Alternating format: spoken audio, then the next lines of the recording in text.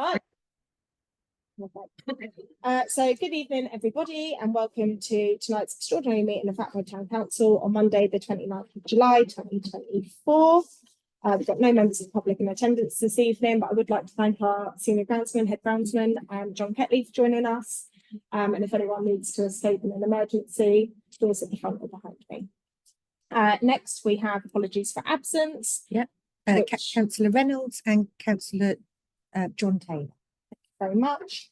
And declarations of interest. To receive and consider declarations of interest on the items below. Does anyone have any declarations of interest? Councillor Winfield. 6. Item 6. Okay. Do you want me to explain why? Was that sufficient?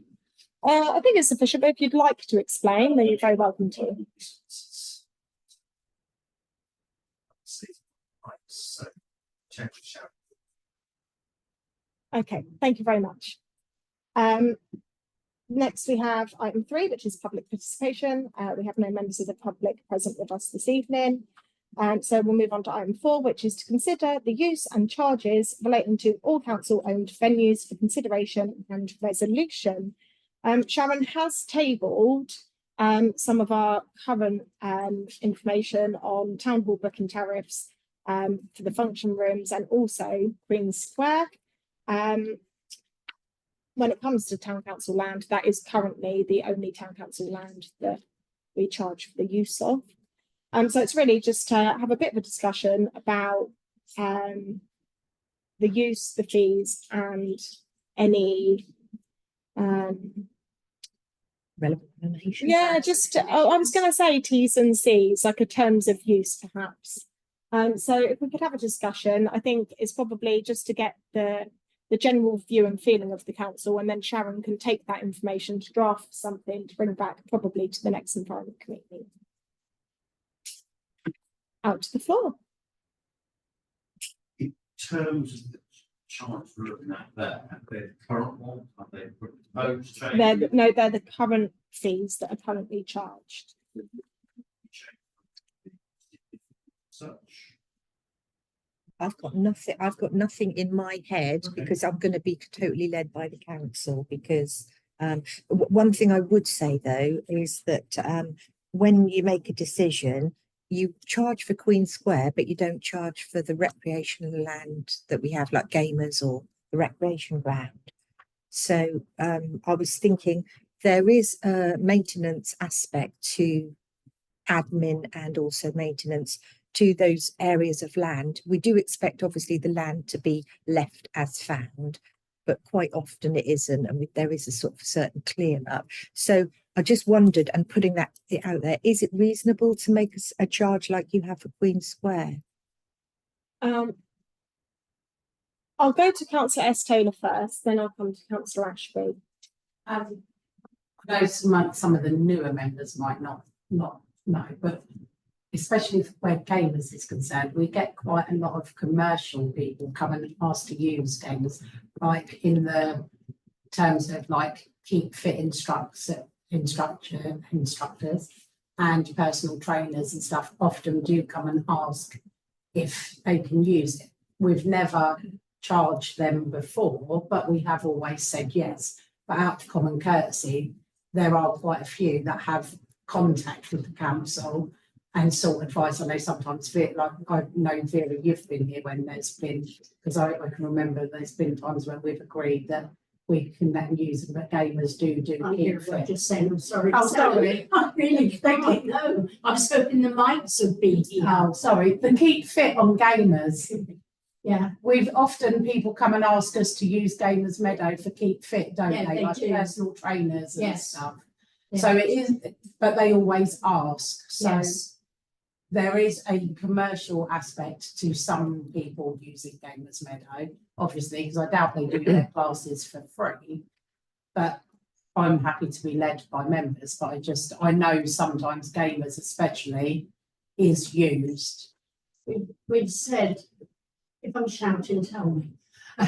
We've said that provided they have their, in the past, provided they've got their public liability and their insurances, we've never bothered, they've But it does get commercially used. Councillor Ashby? Yeah, it was just to find out who currently uses the rec and gamers, who we would think about charging. I'll go to Councillor Bertram first. So why haven't we ever charged for the other open spaces? Why has it only been Queen Square? So Queen Square was never charged for either until I want to say about 18 months ago, Maybe more than 2 years ago, Last 2 years ago. office. Oh yeah, true. But probably about 2 years ago, Okay. give or take. Charging was introduced to Queen Square. Before that, there was never any charges. We were led to believe for a long time that there was a covenant on Queen Square that only permitted 10 events a year. On doing some investigations, the town council, our heritage group and archives, and the district council, nobody could ever find that covenant to say that actually it exists and that that's proper. So there's not so much restriction, but I think the introduction was if it was a commercial enterprise, or the event was one that was being commercially led, like for instance, Bakeholic's done a Christmas market, and obviously there'd be the charge from the stallholders, and it was like a profitable thing for an individual company, then you would introduce the £150 charge in, so that there was some income back to the town council for our role in obviously the admin and stuff, like Sharon's just said. I don't know if £150 is a bit steep for the level of admin that it is. I'm inclined to say quite possibly. But I also know and do know that obviously Pride Home Care, or yourself, use for Pride. And that is actually something that's organised by you on an individual level, not on a business level. And yet you've still been charged previously for it. So I do think if it's not Pride Home Care itself, I would be inclined to say that actually it's a community event. And in the same way that I don't think if it was a club or group, that was my understanding, the event's deemed suitable for council around this basis. Oh yeah, it says here, hire of Queen Square for an event run by a commercial enterprise. So if it's actually you as an individual, not Pride Home Care, then you really ought not to be being charged. That's my view. But you can discuss that with the administration. But actually, I still think that something like that would be a community event. And I think that there does need to be a different booking tariff for commercial enterprises and also community events. And I think that the charge should reflect, not maybe be a standardised fee, but actually should be maybe 2 or 3 tariffs to reflect the amount of administration and input and requirement from our office. Yeah. The fees for the town hall, I'm quite happy with, and actually they weren't reviewed that long ago. But I do think that just this, and there is I don't know if everyone's seen this either, there is a town hall hiring conditions, but actually we don't have like a terms of use in place for open spaces. Yeah. So to say, we say you leave it as you find it, but actually we don't have something to give to hirers to say this is what our expectations are while you're using our public open space. And I think that actually that is more prudent for us to be considering rather than the charging and tariffs. Councillor S. Taylor. And again, I'm going to bring up a historic issue. Many years ago, Vera, and you'll remember again, not that I'm pointing that out, that you've been here a long time, but the carnival many years ago damaged the field. Yes. And it actually cost quite a considerable amount of money to repair it. So, and I know even then the ground staff would go before the carnival and inspect the field with the committee, and then they would go after the carnival and inspect the field with the committee. So there is a cost to the council for some of these community events. I think £150 is quite a lot of money. if we're wanting community events, I don't think community events should be charged £150. That's my personal opinion on it. But I do believe there has to be a terms of use, because we were lucky in that scenario. It did sort of resolve itself, and it was an amicable resolution to the damage that was caused. But obviously, when you're talking, the holes in the rupture in the grass. But we do need something that puts in place that does mitigate and serve both parties. Okay, so the speaking order, please. I'll have Councillor Waits, Councillor Westby, and Councillor Tyler. I was just going to say, we have the man here who runs the grounds team. What sort of inconvenience can you guys have about with if Jonathan actually speaking? Do you want to do the question then? I'll come back to you, John, if that's okay. Give you a bit of time to think on it. Councillor Westby. One way of potentially overcoming the problem of charging is to levy a deposit. Then if there's any damage, it's not refunded. I think that's fair. Councillor Tyler. Yeah, just coming back to Councillor Sumter. I mean, my view as the town council is we're here to provide community facilities. That's what we do. You know, we're not here as a profit organisation, we're here to facilitate stuff. But at the same time, as I say, with the rec and what have you, there needs to be some recompense. And I think that's the mindset of whatever land we own. Do we charge? Don't we? Why are we charging? Now, I understand Queen Square because that takes a lot of maintenance, but everything else, as a town council, we are here to provide for the community. And I think if it's moved on from that principle, unless there's some damage that's made,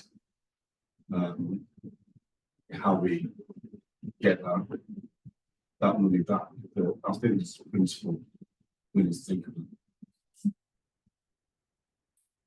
Councillor Wingfield.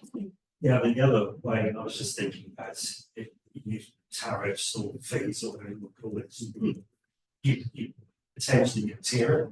So you tier it by location, size of facilities. This Queen Square is right in the middle, others a bit further away. You could tier it by commercial versus community. You know, here's another way to do it. But I think 150 quid just for a small event is a bit top of another person needs to living. So 150 quid for them, it just needs to their problem much less. And so we just have to be a bit careful. I'll come back to John just to see if he has any comments. John, do you have any comments? Yeah, I mean, looking at Queen Square, it's only really pedestrian traffic in it, like some of the damage is probably minimal. The wider, bigger sites like the Wrecking Gamers, you get articulated lorries and you get the wrong day, wrong weather, it's huge amounts of damage. That obviously does come at the cost of the council to run the ground stench to repair that. So, I mean, you kind of you have to tier Queen Square on a grounds maintenance level regarding traffic, minimal. Yeah. As far as I can see. But especially where the fair attendance games, we just had a lot of cars in there recently. It's, you know, luckily the weather's been dry and I had that really wet weekend. It could have been catastrophic really as far as the grounds. Yeah. Councillor Dalton, you had your hand up. Yeah, I was going to agree with Councillor Westby on maybe a deposit scheme, because yes, there could be damage to, say, community events, but also if it's on gamers and if it's on the rec, then people can do damage, and if it's the deposit, you get something and you get back. Yeah, yeah. Councillor Estrela. I agree with a lot of the things that have been said, and I agree we are here to facilitate things and we should be helping, and that's why I think the charge is quite high and our community groups should be supported. I will go back to that historic event on the rec. It was hundreds and hundreds and hundreds of pounds to repair it. I'm not talking like 250 quid. That would be a reasonable deposit. I'm like 10 times that. It was a lot of money. And I'm going back probably 10, 12 years ago, if not more. So I'm like, literally, to take a deposit, it would need to be a considerable deposit, but it would also need to be some sort of contract between us and them, because although, yes, we are here to facilitate community events, if those community events are led by other organisations, at the end of the day, if there is damage that is hundreds and thousands of pounds, that's taxpayers' money we would be using to repair that. So somewhere there has to be a balance between the cost to the taxpayer for groups and organisations to put these events on. If it's just some admin, that's fine. I'm quite happy with that. I'm happy for the girls to process the paperwork. I'm happy for the ground staff to spend an hour down there before and an hour afterwards, like with the club or group, looking and surveying. But when there's potential for massive costs for repair, there needs to be some mitigation. There needs to be some bridge between that. I'm going to go to Councillor Ashby, and then I'm going to just try and put out some statements to get your feedback on, so that we can give some direction to Sharon. So Councillor Ashby. So just listening to what John said and what Sam said, it sounds to me, in terms of the wrecking gamers, footfall is not a problem. That's not a risk. It's not a particularly big risk. It's when you've got vehicles and large vehicles going on there that we need to take a heavy deposit. Even if it's when you've got 1,000 people walking through somewhere, that will cause considerable damage too. Yeah. It's hard, Kristen. It's a hard one. Councillor Westby. Just briefly, I think we levy a nominal deposit to cover incidental costs of making good, but then there should be a contract drawn up where there's a punitive charge, that can be clawed back if there is gross damage, vehicle damage, and if there's vehicle damage, presumably they can take insurance out against that. Or even if we recommend that. I don't even I would be quite happy for a put right clause, like if the organisation put it right themselves, and that we didn't charge them to do it, but they were responsible to put it right. Okay, so a few things just to round this off, because I know we're still looking at another tip, but I think it might take us a little while. Are members generally quite happy for the administrative costs for any events on our open space, like any time that the office dedicate or our grounds team and site inspections, to be covered by the town council with no fee for that administrative Community events. for community events? Yes. Yeah. Okay. If it, I don't think we need a resolution tonight, because I think Sharon's going to draft something to bring back for resolution. So this is just an information gathering exercise for Sharon. So what about for commercial events? Again, if it's a local business, are we happy for the few hours of office time or ground staff time to be covered by the town council? Or would members generally feel that a tariff of, or bundles of, up to 3 hours, up to 6 hours, up to 10 hours? Councillor S. Taylor. I personally feel there needs to be a type of tariff, because for the small personal trainer that might take 15 people onto gamers for an hour and a half to keep fit, I don't think that would be beneficial for them to have £150. But if you were putting on a farmer's market or a food market where you was paying vendors to come in, actually £150 probably is too cheap, because you could make thousands out of food vendors. So I think we do need a tariff. Councillor. Exactly what I was going to say. If it's for a profit gain for the hirer, we're not being unreasonable to expect costs. Okay.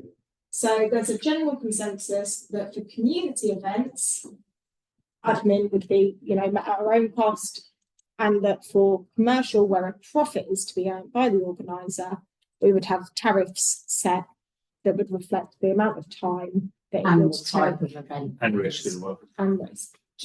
Yeah. Is there a general consensus at present that our booking tariffs, the prices for the town hall, we're quite happy with? You said it was reviewed recently. Yeah, I think I say recently, probably about 18 months ago as well. This isn't like 5 years old or 10 years old, it's just been dusted off. Nobody's complained. Councillor D'Souza. Do those costs sort of marry up with other town halls in the area? I think so. Yeah. I think so. Are we of the consensus that we do need a terms of hire with a clause for damage? Yes, everyone's in agreement. And also that a deposit for large scale events should be taken. Because I think, like you say, if it's 30 people on a Keep Fit, I don't think you need to take a deposit. But if it's a large scale event where there's going to be a lot of traffic and heavy goods vehicles and everything else, that actually a deposit would be required.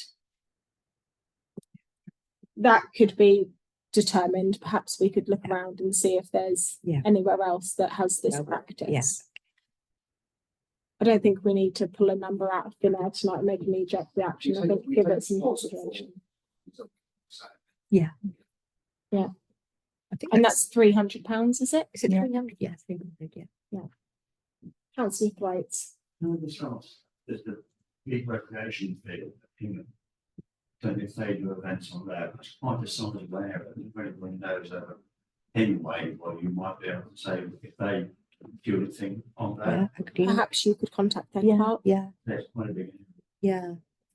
Okay. Councillor Bertram. To hire out the Queen Square, you have to come get it to replicate that for the other spaces. Yeah, I will do that. Thanks,